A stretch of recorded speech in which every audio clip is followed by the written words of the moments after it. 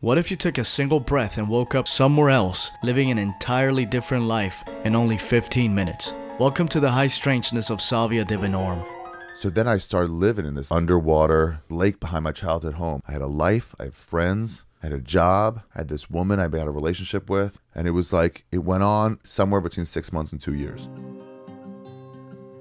It all began in the summer of 1962. Albert Hofmann, the discoverer of LSD, and R. Gordon Wasson, the father of ethnomycology, formed the greatest psychedelic duo ever as they traveled to the rural hills of Oaxaca, Mexico in search of a specimen of the mint family used by Mazatec shamans to summon healing visions. Known to the Maztecs as Ska Pastora, or the leaves of the shepherdess, fresh leaves are chewed in complete darkness and silence, allowing for a slow onset of inner imagery. From the samples collected by Hofmann and Wasson, botanists christened the plant teacher Salvia Divinorum, or the Sage of the Diviners. In 1982, researcher Alfredo Ortega isolated and identified salvinorin A as the primary psychoactive compound in salvia. Active in doses as low as 200 micrograms, it is the most potent, naturally occurring fantastic and known to man. In the decades that followed, salvia grew in popularity as a legal psychedelic. Legal, remember legal?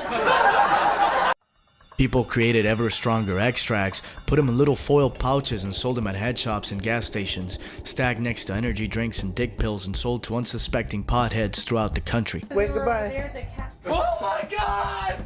See, according to the shaman, salvia doesn't like to be smoked, but if you do inhale it, full effects will be felt in just 30 seconds, and experiences can include turning into inanimate objects, losing your sense of physical or mental identity, feeling like reality itself is being unzipped, encounters with elves, jesters, conveyor belts, and it just gets really weird. YouTube exploded with salvia videos and most were hilarious, but it took just one guy jumping out of a first floor window before states started to outlaw the sage. But by then, an entire subculture of salviadelic explorers had emerged to chart the strange corridors of consciousness offered by the plant, and what they reported back was more bizarre than anything we could have imagined. I've chosen trip reports that will help to illustrate the profound and uncanny nature of the experience. Life of a Tree by Ficus. 3 p.m. I take a huge rip of salvia. I held my breath for 30 seconds. I was looking straight at my friend and all of a sudden my vision became scrambled and black. Kind of like when you get up too fast, or you get tunnel vision. All of a sudden I see a small white speck and it goes from the size of a period to a huge gaping hole, and my mind thinks, oh, I must be in a subway station. Wow, after I thought that, I felt like my body was holding on to the top of the subway for my dear fucking life while I was going 100 miles an hour. After what seemed like forever, I came to the end of the tunnel at full speed. I was blasted out like a cannonball, and after I finally came to the ground, I thought, holy shit, I'm gonna break every single bone. But some mystical force turned me into a single seed. I felt like my body was encased in some kind of soft, warm thing, and began to grow. I saw myself as a tree, go from every stage. From sapling to a full-blown giant tree. I'm talking about the whole cycle of the tree, seasons, and everything in the background. Winter, spring, fall, summer, feeling the changes in climate. It was so beautiful. I was seeing this tree in a meadow just live. I was the tree. And then all of a sudden a man came and chopped me down. But my spirit felt no anger or sadness. It just felt like the man had to do what he had to do. And after this I saw myself, the tree, get cut up into a huge 2x4 and shipped out. Everything went black again, and then I saw myself just sitting, staring into space from the perspective of the wall. I was the 2x4, used to build the house, looking at my human self with my spirit. It was incredible. After what seemed to be literally a lifetime, but was roughly only 15 minutes, I sort of came to my senses and had to relearn everything. I didn't know where I was or who the hell was that man staring at me with complete astonishment. I've read an article from Sigmund Freud about the human ego and self-identity, and I guess I broke mine, like a newborn being on the small planet Earth for the first time. After another 10 to 15 minutes, I finally had a good grip on my mind and my friend asked me how I was. I looked at him and I began to cry, and I told him it was the most beautiful thing I've ever seen. All in all, this was the most spiritual experience I had with any drug. Today my friend is going to try it. He asked me if I would ever do it again. I just smiled and told him, never again. Multiple Lives Trip Report by Eleutherius. Salvia, like nothing else. I have a new favorite psychedelic. DMT was it for me. I've smoked salvia before and never felt more than distortion of gravity and a little euphoria. But on this day, a friend of mine brought over some 10x he got from a website and I was not prepared. For the purpose of communicating this experience, I'll call the reality you and I are in now, Reality 1. I hesitate to use the word real in this description because it implies that the rest of the realities I experienced didn't feel just as real. With every fiber of my existence and neuron of my brain, I knew they were real. I took a hit off the bong. It was a very small amount of salvia. For the first few seconds after I exhaled, I thought nothing was happening, and then I felt a little body buzz and handed the bong over to my friend. I looked at my arms and I saw that my visual perception was a bit distorted, and it kind of reminded me of the way my vision is on acid sometimes. But next thing I knew, I was in my house. Only it wasn't my apartment that I had just been in. It was a house that was mine in another reality. Reality 2. So I'm in my house in Reality 2 and it feels like I've always been here. I have no memory that I just took a drug or that anything is not what it should be. Some of the physics are different than in Reality 1, but it all seems perfectly natural. I'm simply living my life as I have always done. I have kids, a wife, and I live my entire life in Reality 2. It wasn't too different, but I felt a wider spectrum of emotion somehow. I can't explain it well, it was just different in some ways, but in general it was the same world we live in now. I lived a fairly good life and it was nice. I had a lot of friends, a nice home, a family, and I even liked my job. Then suddenly, while in Reality 2, I felt something pulling my feet, and I was forcibly being pulled through dimensions. I felt the fabric of space and time slipping by me, and I tried grabbing onto the folds of these different realities, but I couldn't stop myself from leaving Reality 2. For a moment, I was stuck between realities. During that moment, I felt a little bit scared that I had no control over where I was going, but mostly I was sad that I was leaving my life behind. I could feel the folds of these different realities trying to absorb me feet first. I kept pulling my feet out, trying to stay between the folds, and steadily I became more and more sad as I realized I would never return to Reality 2, my home where I had always lived, where my wife and kids were. The fold or membranes of reality, they were not metaphorical, it was clear as fucking day. It was as if I was in an immeasurably giant womb, except a little less organic. The membranes of the womb were different realities, and every now and then I could see an edge of these membranes or folds of these realities, but they would just extend beyond my range of vision. I felt myself being pulled leg first again, and then just as suddenly as the first time I arrived in Reality 3. Again, I had no recollection that anything abnormal had just happened. I was living my life in this reality as if I'd always been here. There were significant differences in this reality, but they seemed normal at the time.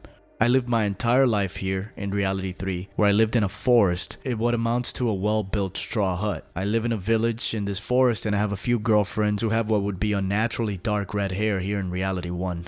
My girlfriends have other boyfriends. There didn't seem to be any jealousy, rage, hatred, spite, resentment. Negative emotions simply didn't exist here. I had never known them. I was very happy in Reality 3. My life was very fulfilling. There was no such thing as marriage. Actually, there were no labels at all, no boundaries, no taboos of any kind, no science, no religion, no war. And it wasn't just that it didn't exist, it had just never existed anywhere. I had no knowledge of these things. I just lived to eat, love, have sex, and be happy. It was incredibly peaceful. I could never imagine those feelings before. There aren't words for the beauty I felt. I can't stress enough how unthinkably peaceful and happy it was. I know that for everyone in Reality 1, you can imagine it. There's nothing in Reality 1 to relate it to except what you might imagine heaven to be like. And then, just as suddenly and forcibly as before, I was pulled by my feet through the fabric of space and time, and I was back in between the membranes of reality. I knew this space. It seemed familiar, yet still had no reason to believe that I had ever been there before, or that the reality I had just left was anything but my home. It's where I'd always been. The only place I'd ever known, and now I was being stripped from it. The sadness came back, but this time it was much worse. I knew pain for the first time. The existence of negative emotions overwhelmed me, and suddenly I had knowledge of it all. My body was in pain from the intense sadness that I knew for the first time. It makes me want to cry right now just thinking about it. I screamed and howled in sadness. I was there for days simply crying at the insurmountable loss of being away from the absolute bliss of my home in Reality 3. It's so fucking unfair, even to me now in Reality 1. I felt like I'd been cheated. Amidst my howls of anguish, I heard someone speak, and it echoed through my fibers. I can't explain it very well. It didn't seem like a surprising or powerful voice, and I didn't hear it with my ears. I heard it with my existence somehow. I have no memory of what the voice said, but it calmed me down. And again I began to sink into the membrane of our reality behind me, and this time I didn't fight it. I arrived in a new reality. Reality 4. The details of Reality 4 escape me, and I'm very glad that I can't remember it. What I do remember is hardship, though. My life there was wrong, dirty, unhappy. More like here in Reality 1, where suffering is commonplace and everyone's freedoms are limited. But it was normal. I hadn't known anything else. All knowledge of existence anywhere else was gone. The world was covered in technology, flying vehicles, and buildings 5 times taller than the tallest buildings here in Reality 1. But I don't think I even had knowledge of what a smile was. I was pulled through the fabric of space and time yet again. Reality 5 is hazier than 4. I don't remember much. It feels more like a dream than the rest of them. It wasn't intensely unhappy or blissful, just different like Reality 2. Feet first, I began to be pulled. Then I heard my girlfriend's voice. She said, "Yeah, he's a hoss," and I felt myself traveling through all of existence, and then I was back in my apartment, in Reality 1, the one I'm currently sitting in, typing on the computer. I was holding the bong. My perception of up and down was slightly off, and everything was tilted. The physics of Reality 1 seemed really strange to me, and I felt as if my mind was trying to comprehend this new place. Reality 1 was the only reality I had difficulty adjusting to. It didn't feel real, but I had absolutely no memory of realities 2, 3, 4, or 5 at the time, or the time I spent between realities. For the next half hour, I became less confused, and I communicated to my girlfriend and my friend, and I tried to relay what I was feeling, and slowly, what had happened came back to me as I was telling them. From their perspective, I took the first hit, held it for several seconds, exhaled, waited for a moment, gave the bong to my friend, told him it was coming on very slowly. I mentioned something about my arms, and after this point, I remember nothing. Then I asked for another hit off the bong, and then another, and another. After I finished the third bowl, my friend said something that expressed his surprise of how much I was taking, and my girlfriend really did say, "Yeah, he's a hoss," which now seems funny because I think if I had been in control of my actions, I would have definitely stopped after the first bowl. They said I demanded the fourth bowl when my voice was inhumanly deep and demonic. They said up until my voice changed, I seemed perfectly normal and not affected by it at all. After I demanded the fourth bowl in the inhumanly deep voice, I hit it, exhaled, and they said I drooled a little, and all 3 of us laughed. They told me that from the first hit until I came out, 10 minutes hadn't even passed, yet I had just lived 4 lifetimes. I have never experienced anything like this before. I love the experience, the good and the bad. I know I probably sound like a crazy hippie, but I like to think I have a damn firm grip on reality. But this experience has fundamentally changed me somehow. These are incredibly powerful experiences. What can we make of them? I mean, is it all in our heads? And if it is, what does that say about our heads? If you've experienced Lady Sally yourself, I'd love to hear your journeys in the comments and let me know your opinions on what Salvia is, because to me, there is a possibility that she's a gateway, a botanical portal connecting us to an intelligence rooted deep in nature and capable of dilating time, projecting consciousness, and guiding us through infinite realities. These experiences are only one part of the mystery, though. There's also the association with the Virgin Mary by the Mazatec locals, the relative youth of the plants used compared to other psychedelics, and strange archetypes like the zipper, the elves, the jesters, the wheel, and so on and so forth. So if you want to hear more stories about Salvia and just more content exploring the strangest corners of consciousness, drop a like because it really helps out the channel. But that's it for me today. Until we meet again in the Lucid Library.